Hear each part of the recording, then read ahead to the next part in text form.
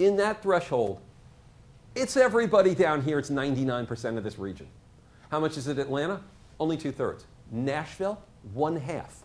Only 1/2 of Nashville technically lives in a space defined by the census as urban. Nashville, do not build high-speed rail there. Nashville's a countrified city. It is like a Branson on the scale of a couple of million people, all living off septic, living in multi-acre lots and driving their cars hard back to whatever civilization they can get to and find employment at. That's not LA. That's not Las Vegas. That's not a lot of the Intermountain West. That's not Salt Lake. That's not South Florida. That's not big chunks of the Northeast. So let's separate it out. Let's have some sense, not make categorical statements with regard to the U.S. is this vast area and we're low density. The parts that we've built are as dense as Northwest Europe. They have been. I have a quote in the book. It starts with Robert Samuelson. In the 1880s, there was a census geographer, the first geographer at the census, Gannett. And Gannett was, who there's a building that census named for, actually, was a guy who was prickly about the American low-density situation vis-a-vis Europe. So he told the Europeans, anytime you compare the United States to Europe, make sure that you pull out the entire unsettled part and you only take the settled area.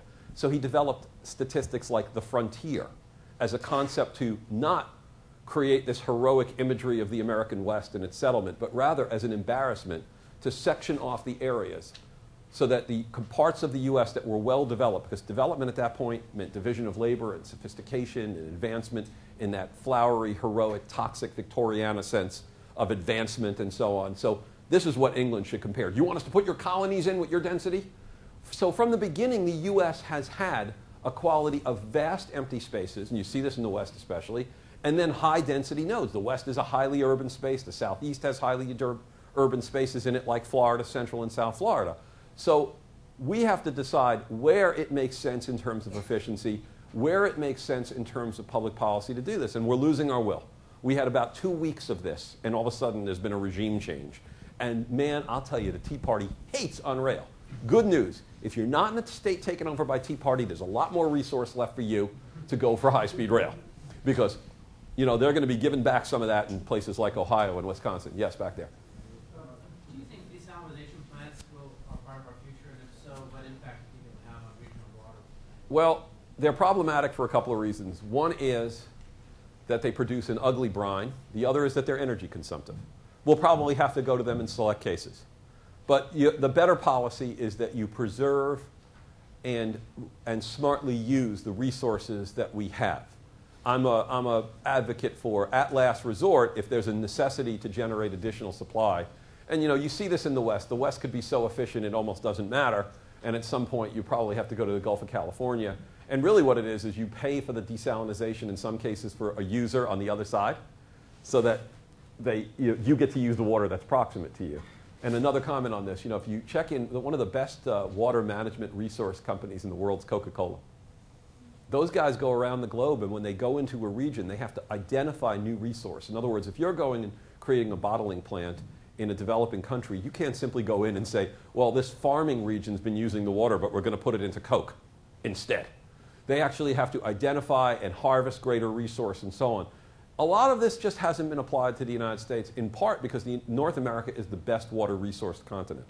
It has the most natural fresh water on it of any continent. But we have been awful stewards of this. And as a result, we've been squandering it. And I'd say, listen, we need to do large-scale planning. In this sense, all of Florida and all of Georgia and all of Tennessee and all of Alabama are in the same game.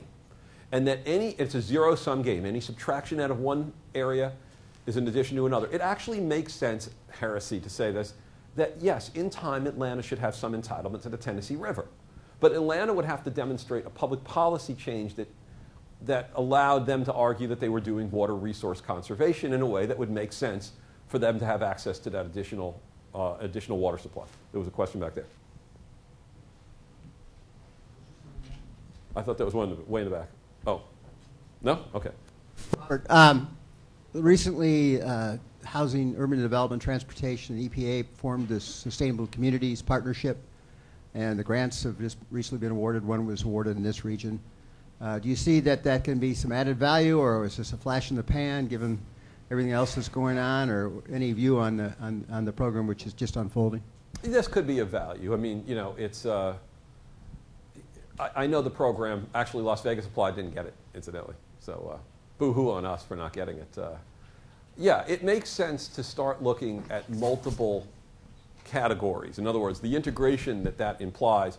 Part of that came from when, you know, my colleague at the Brookings Institution, who's the head of the Metropolitan Policy Program, Bruce Katz, that's part of his influence when he was at HUD, because he was the interim at HUD before Donovan came on, and he was working on the transition team that actually selected Donovan.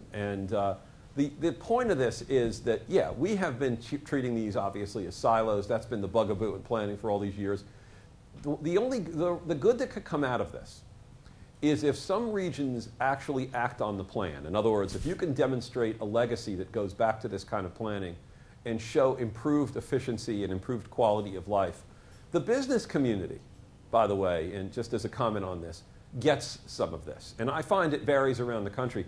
Just as a note on the last election, you know, if you'll recall the case in Colorado, there was a Senate race between Buck and Bennett, and the Democrat won. Bennett won. He pulled it out very late. Well, one of the ways he pulled it out is that you had Buck not realize what the hell state he was living in. He apparently thought he was running for senator from Oklahoma because he channeled the greatest climate denier of all, climate change denier, James Inhofe. Starts going off on this James Inhofe style, this is a hoax, we ought to investigate it, it's a fraud. Somebody forgot to tell them that the entire ski industry in Colorado believes this, that Coors Brewing believes this, and that the entire Denver metropolitan economic development strategy assumes that it will be the Houston of alternative energy. And so Denver's doubling, tripling down on alternative energy. That business community came back around, and some of these people were sitting on the sidelines and like, oh, if you're going to be that way about it, well, then what the hell? So there is, in certain parts of the country, and it varies tremendously in terms of the leadership, a business community that accepts that quality of life, that some of the fragility that we're talking about of large-scale metropolitan development, that they don't want to kill the golden goose.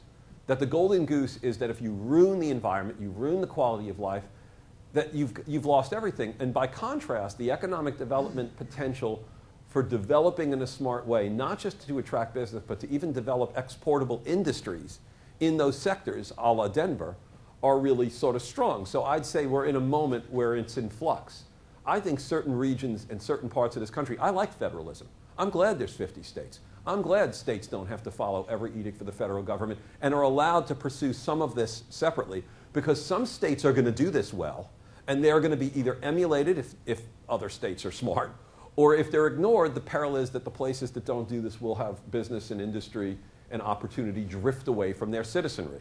So some of this is going to be proven, because in my view, this is real stuff. In other words, I don't think this is not happening.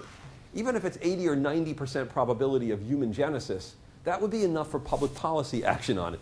Dick Cheney used to have this 1% idea. If you had 1% chance of terrorism, you had to like give up all your civil liberties.